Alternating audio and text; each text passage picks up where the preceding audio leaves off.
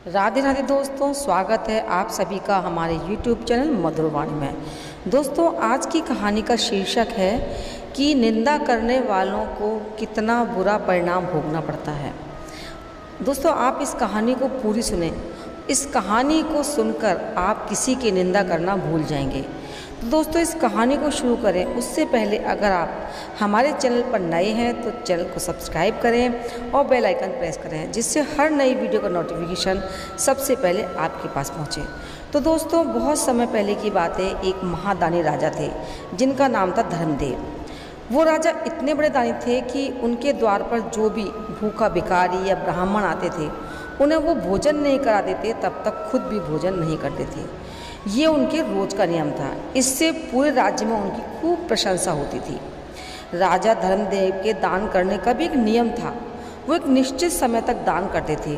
वो सुबह से दान करना शुरू करते और सूर्यास्त होते होते दान देना बंद कर देते थे। सूर्यास्त के बाद अगर कोई उनके यहाँ दान लेने आता तो राजा उसे दान नहीं देते और दूसरे दिन आने के लिए कहते। इससे राजा की प्रसिद्धि दूर दूर तक फैलने लगी। अब दोस्तों, हर दिन राजा धर्मदेव के द्वार पर याचकों की भीड़ लगी रहती और वो हर याचक को दोनों हाथों में जितनी मुद्राएं आती थी उतनी मुद्राएं दे दिया करते थे। सभी याचक राजा की जय जयकार करते हुए चले जाया करते थे। दोस्तों, क्या हुआ कि उसी राज्य के पास एक गांव था। उसमें एक ब्राह्मण परिवार रहता था। ब्राह्मण और ब्राह्मण की पत्नी उस नगर गांव में रहते थे, तो उनका जीवन बहुत ही अच्छे से चल रहा था। वो जो ब्राह्मण था बहुत ही संतोषी स्वभाव का तपस्वी था। वो मेहनत से जो कुछ भी कमाता उसी में अपने परिवार का गुजारा करता। लेकिन एक दिन ब्राह्मण की पत्नी ने अपने पड़ोस में किसी के मुंह से ये सुना कि हमारे जो राजा हैं वो बहुत बड़े दानी राजा हैं, जो उनके द्वार पर जाता है उसे दान जरूर देते हैं।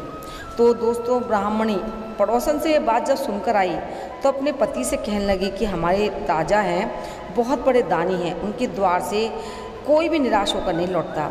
आप भी महाराज के दरबार जाइए, वहाँ से दान स्वरूप जो भी मिले लेकर आइए, जिससे कि हमारा जीवन भी आराम से कटे। ब्राह्मण ने कहा, देखो, मेरी ज़िंदगी का आधा समय तो बीत गया और आधा समय जो बचा है उसे हम जैसे तैसे काट लेंगे, क्योंकि मैं किसी के द्वार पर हाथ फैलाने नहीं जाऊँगा। लेकिन दोस्तों, ब्राह्मणी ने कहा कि महाराज, कैसी बातें करते हैं आप। अरे, जब राजा दान दे रहा है तो प्रजा को दान लेने में क्या दिक्कत है। और फिर हम तो ब्राह्मण हैं, हमारा धर्म है दान लेना। एक बार जरूर जाइए आप राजा के पास। ब्राह्मणी ने बहुत जिद की कि देखो, अपने परिवार का अच्छे से पालन पोषण करें, ये हमारी जिम्मेदारी है। क्योंकि अगर परिवार सुखी रहेगा, उसे सुख सुविधा प्रदान करेगा, तो जो परिवार का मुखिया होता है उसे बहुत बड़ा धर्म लगता है, नहीं तो उस परिवार के मुखिया को पाप लगता है। अब ब्राह्मणी की बात जब दोस्तों ब्राह्मण ने सुनी, बहुत ज़्यादा जिद की, तो वो धर्मदेव के यहाँ जाने के तैयार हो गया। अब ब्राह्मण अपने घर से राजा धर्मदेव के द्वार की ओर चलता है। चलते चलते ब्राह्मण को शाम हो गई। अब राजा धर्मदेव के दान देने का जो समय था, एक निश्चित समय, उस दिन राजा के यहाँ जितने भी याचक आए थे सभी दान लेकर चले गए थे। अब जब राजा का दान देने का समय समाप्त हो गया था, सभी दान पेटियों पर ताले लगा दिए गए थे। और दोस्तों, जो ब्राह्मण देव थे वो बहुत दूर से पैदल चलकर आ रहे थे, लेकिन ब्राह्मण के पहुंचते पहुंचते सूर्यास्त हो गया था। अब महाराज ने दान देना बंद कर दिया। राजा और उनके सैनिक दान पेटियों को बंद करके राजमहलों की तरफ ले जा रहे थे। तभी ब्राह्मण उनके रास्ते में आ गया। कहने लगा, महाराज, मैंने सुना है आप हर दिन गरीब को दान करते हैं। मैं भी एक गरीब ब्राह्मण हूँ और बहुत दूर से पैदल चल के आपके द्वार आया हूँ, मुझे भी दान दे दीजिए। लेकिन सूर्यास्त के बाद जब वो ब्राह्मण आया, देखा महाराज ने, तो उन्होंने कहा कि मुझे क्षमा करें ब्राह्मण देव, मैं सूर्यास्त के बाद दान देना बंद कर देता हूँ। आप मेरे पास सूर्यास्त के बाद आए हैं, इसलिए आज आप वापस लौट जाएं और कल फिर से मेरे पास आना, तब मैं आपको आज का और कल का दोनों दिन का दान दूंगा। लेकिन दोस्तों, ब्राह्मण बहुत ही स्वाभिमानी भी था, इसीलिए उसने कहा कि महाराज, मुझे आज ही दान दे दीजिए, मैं कल तक इंतज़ार नहीं कर सकता और रोज़ रोज़ दान लेने के लिए मैं आपके यहाँ नहीं आ सकता। तो राजा ने जब ये बात सुनी तो उसको क्रोध आया। लेकिन ब्राह्मण जानकर राजा ने फिर समझाया कि देखिए ब्राह्मण देव, आपको दान लेने के लिए तो कल ही आना पड़ेगा, मैं कल आपको दान दे सकता हूँ, आज नहीं दे सकता। ब्राह्मण ने कहा कि महाराज, मैं आज ही दान लूँगा, कल मैं आपके पास नहीं आऊँगा। ये बात जब राजा ने सुनी तो फिर अच्छी नहीं लगी राजा को। राजा को गुस्सा आया और गुस्से में राजा ने वहाँ कुछ घोड़े की लीद पड़ी हुई थी, क्योंकि राजा थोड़ी देर में उससे बातें करते चलते चलते घोड़े के अस्तबल के पास आ गए थे। राजा ने देखा कि ब्राह्मण आज ही दान लेने के लिए जिद कर रहा है और दान के रूप में, इसलिए गुस्से में आकर राजा ने घोड़े की लीद उठाई मुट्ठी में और ब्राह्मण के कमंडल में डाल दी। अब ब्राह्मण ने भी उस लीद को सम्मान से लिया और अपने घर चल दिया। अब उधर जो ब्राह्मण की पत्नी थी दोस्तों, वो इंतज़ार कर रही थी कि मेरे पति जो है राजा कैसे कुछ दान लेकर आ रहे होंगे। वो सोच रही थी कि राजा तो हम सोने की मोहरें देंगे जिससे हमारी जो दरिद्रता है वो मिट जाएगी।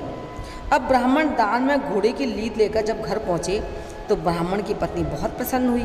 ब्राह्मण से कहने लगी कि देखा ना, मैंने तुमसे कहा था महाराज दरबार में दान लेने जाओगे तो ज़रूर दान देंगे, अब हमारी गरीबी मिट जाएगी।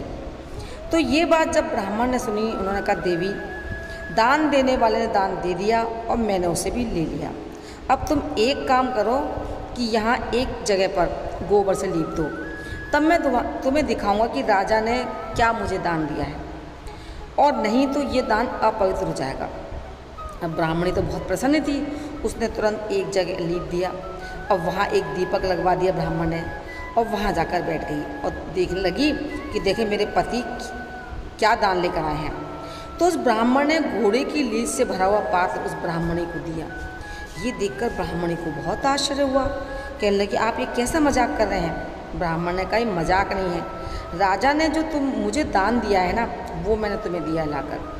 ब्राह्मण ये सुनकर बहुत दुखी दोस्तों कि राजा ने लीद का दान दिया है। क्या राजा के पास धन की कमी थी? कोई बात नहीं, हो सकता है राजा से गलती हो गई हो, तो ऐसा करना आप कल फिर से जाना। लेकिन दोस्तों ब्राह्मण बहुत स्वाभिमानी था ना, तो राजा के पास दान लेने फिर नहीं गया और ब्राह्मण अपना समय निकालता रहा। ब्राह्मण ने उस लीद को अपने घर के द्वार के पास ही रख दिया था। तो कहते हैं कि दोस्तों ऐसा कहा गया है कि दान का जो फल होता है ना, वो उस दान करने वाले को 1000 गुना होकर वापस मिलता है। अगर जीवन में कभी किसी को दान किया हो आपने, तो उसका परलोक में भी फल हजारों लाखों गुना बढ़कर मिलता है। अब राजा ने जो लीद का दान दिया था, वो लीद भगवान की कृपा से ब्राह्मण के घर के द्वार पर धीरे धीरे एक पहाड़ बनता चला गया लीद का, और इस तरह से राजा का जो दान था उसका फल बढ़ता जा रहा था।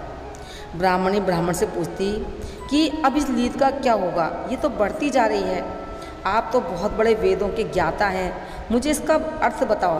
तो ब्राह्मण ने कहा देखो, ये राजा के दान का फल बढ़ रहा है और इस फल को उस राजा को ही भोगना होगा।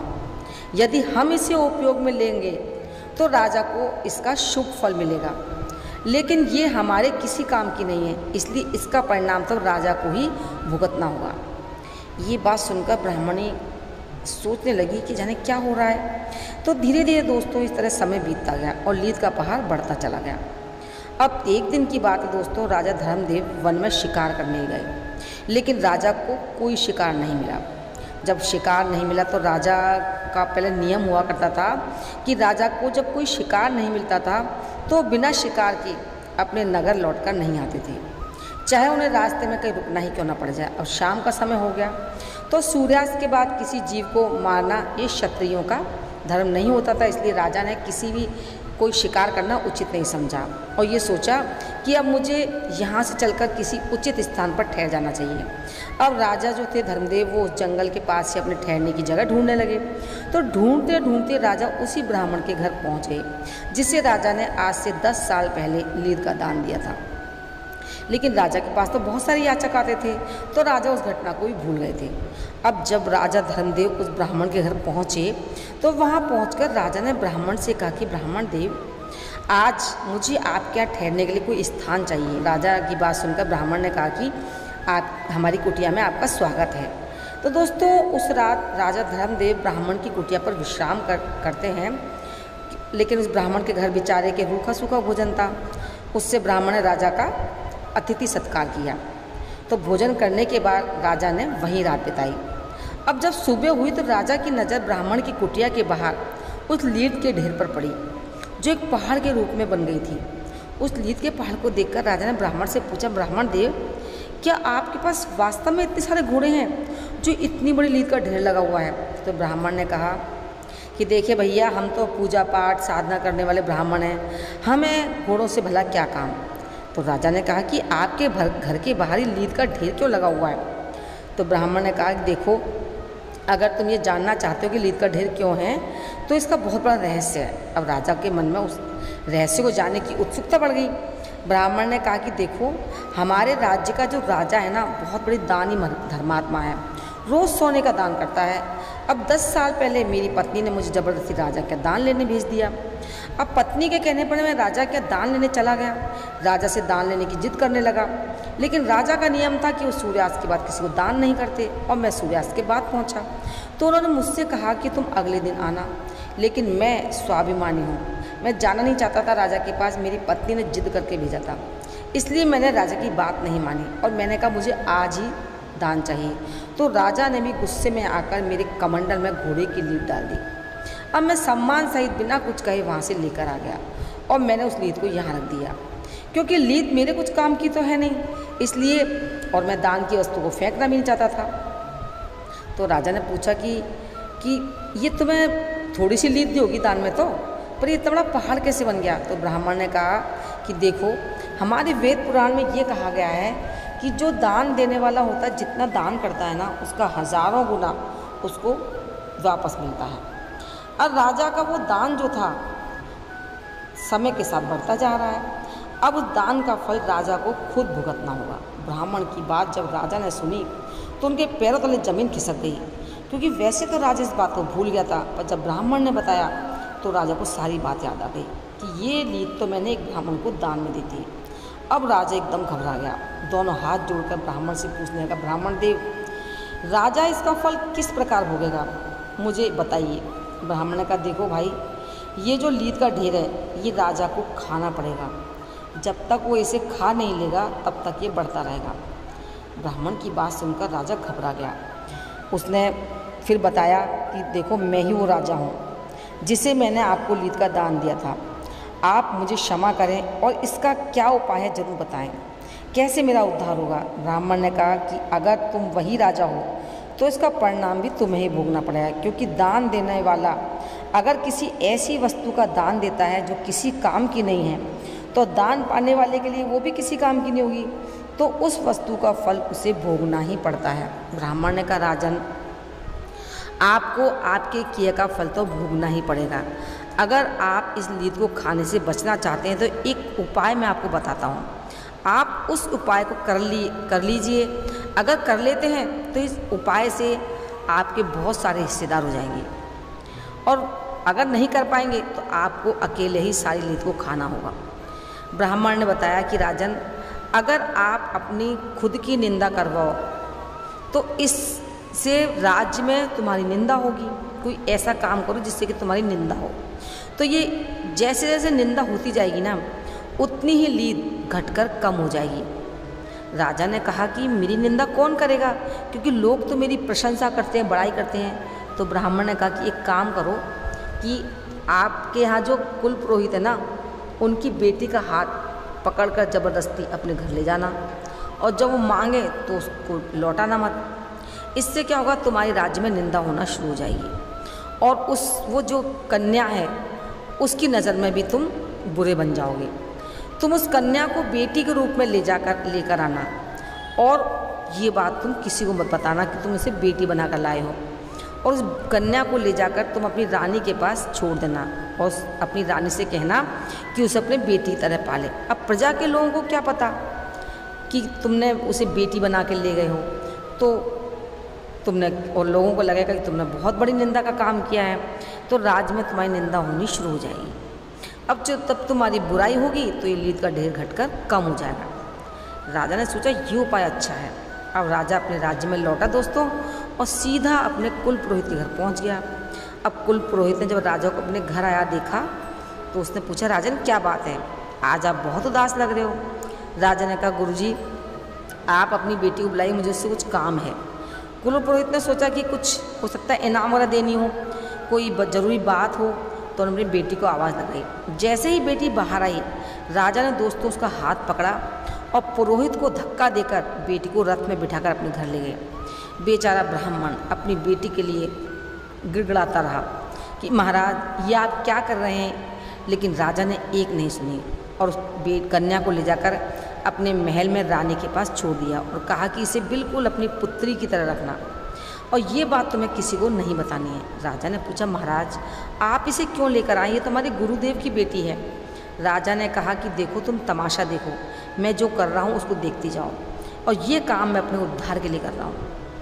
तो दोस्तों इस तरह से जब राजा पुरोहित की बेटी को उठाकर लाया, सारी प्रजा ने देखा। अब उस समय तो किसी ने कुछ नहीं कहा, लेकिन धीरे धीरे राजा की बुराई शुरू हो गई। अब तो पूरे राज्य में राजा की बुराई होने लगी कि राजा तो बहुत ही बुरा आदमी है, अरे इसने अपनी गुरु की बेटी को पत्नी बनाकर अपने घर में रख लिया। हम तो पहले ही कहते थे बहुत बड़ा नीच है, लोगों को दान करता है लेकिन दिखावा है सब इसका।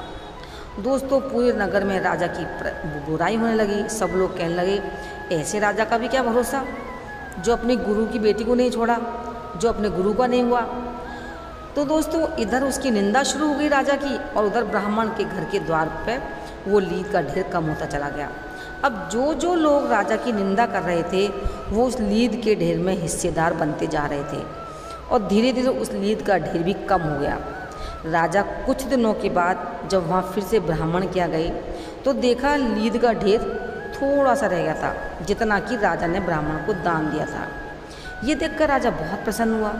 राजा ने हाथ जोड़कर ब्राह्मण से कहा, महाराज ये जो लीद का ढेर है ये तो कम करवा दिया आपने, कि क्योंकि जिन जिन लोगों ने मेरी निंदा की होगी उनके हिस्से में वो लीद चली गई, यानी कि वो बुराई सब उनके हिस्से में चली गई। अब ये थोड़ी बच गई है, इसका भी कोई उपाय बता दो।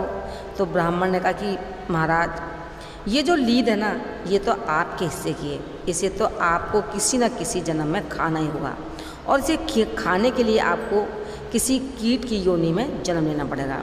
तब राजा ने कहा, ब्राह्मण देव कोई आपके पास ऐसा उपाय है जिससे कि मुझे कीट की योनि में जन्म ना लेना पड़े और इस लीद को ना खाना पड़े। तो ब्राह्मण ने कहा कि नहीं महाराज, आपको कुछ समय के लिए कीट की योनि में जन्म तो लेना ही पड़ेगा। तो राजा ने कहा कि आप ऐसा कीजिए, मुझे कुछ समय के लिए कीट बना दीजिए, कीड़ा बनकर मैं इस लीद को खा जाऊंगा। ब्राह्मण ने कहा कि राजन मैं तुम्हें कीट नहीं बना सकता, क्योंकि इतनी शक्ति मेरे अंदर नहीं है और फिर ये काम भगवान का है, फल भगवान देते हैं। मैं तुम्हें सिर्फ इतना बता सकता हूँ कि यहाँ मृत्यु होने के बाद तुम कीट बनोगे और अपने हिस्से की लीद को जब खा लोगे तो इस पाप से मुक्त हो जाओगे, क्योंकि जीवन में वैसे तुमने कोई पाप नहीं किया, हमेशा गरीबों को दान दिया है, दीन दुखियों की सेवा की है, भूखों को भोजन कराया है। लेकिन जो तुमसे भूल हुई है इस भूल का परिणाम तो तुम्हें भोगना ही पड़ेगा। तुमसे जो भूल हुई है इस भूल का भुगतान तुम्हें करना होगा। कीट बनकर तुम्हें लीद को खाना होगा, उसके बाद फिर से तुम्हें मनुष्य योनि का जन्म मिलेगा। कुछ दिनों के बाद दोस्तों राजा धर्मदेव की मृत्यु हो गई और मृत्यु के बाद राजा धर्मदेव को गोबर का कीड़ा खाने वाले के रूप में जन्म मिला और जिस जगह पर वो लीद पड़ी हुई थी वहाँ जाकर उस लीद को वो खाने लगे। धीरे धीरे कई वर्षों में उस लीद को खाने के बाद उनकी मृत्यु हुई, क्योंकि उनका जो फल था वो उन्हें मिल चुका था। तो दोस्तों देखा आपने कि कितना महान दानी राजा था, लेकिन अहंकार में आकर, अभिमान में आकर उसने जो दान दिया उसका फल उसे कीड़ा बनकर चुकाना पड़ा। इसलिए कहते हैं कि जो वस्तु अनुपयोगी हो और जो किसी और के काम की भी ना हो उसको कभी दान में नहीं देना चाहिए। दूसरी बात, क्रोध के वशीभूत होकर जो दान देता है या फिर अहंकार में आकर दान देता है वो हमेशा पाप का भागी बनता है। दान देने से पहले मनुष्य को अपने अंदर टटोलना चाहिए अपने आत्मा को कि दान देने की अगर सामर्थ्य नहीं है तो दान नहीं देना चाहिए, क्योंकि हम जो दान देते हैं वो कई गुना होकर हमें वापस मिलता है, वो चाहे इस जन्म में या फिर अगले जन्म में। अगर हम किसी को खाने की वस्तु दान में देते हैं तो दोस्तों आगे आने वाले समय में, चाहे वो इस जन्म में या अगले जन्म में, हमें कभी भी भोजन की कमी नहीं होगी, हमें हमेशा भोजन मिलता रहेगा। मतलब जिस चीज़ का हम दान करते हैं उस चीज़ को हमें बहुत ही प्रेम से और सामर्थ्य के अनुसार दान करना चाहिए और नहीं तो दान ना करें। दोस्तों आपने ज्ञानवर्धक कहानी सुनी, आपको कैसी लगी कमेंट करके ज़रूर बताएं और कभी भी किसी की बुराई ना करें। तो दोस्तों मिलते हैं अगली कहानी में, तब तक के लिए राधे राधे। कमेंट बॉक्स में राधे राधे लिखना ना भूलें।